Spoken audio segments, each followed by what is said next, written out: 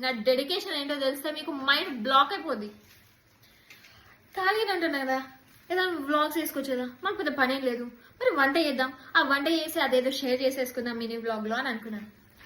వంటకి అన్ని ప్రిపేర్ చేసుకొని ఇక వ్లాగ్ చేద్దామని రెడీ ఉన్నాను. ఇక వంట స్టార్ట్ చేశాను, ఫోకస్ అంతా పెట్టి డెడికేషన్తో వంట చేశాను.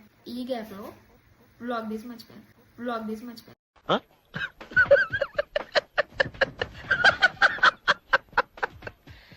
అట్లుంటది మనతోని. సో ఇదంతా ఎప్పుడు గుర్తొచ్చిందో తెలుసా, వ్లాగ్ చేయాలని ప్లేట్లు వేసుకొని తినే ముందు గుర్తొచ్చింది.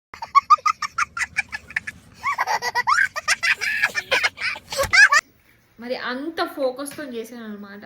మరి అది ఎంత పెద్ద రెసిపీ అనుకోవచ్చు మీరు. ఏంటో తెలుసా, బఠానీ బిర్యానీ అంటే బగారా లాగా ఆయన చదివారు.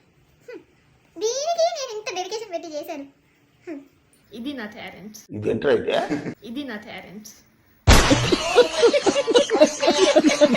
డెడికేషన్తో చేసినందుకు అద్భుతంగా.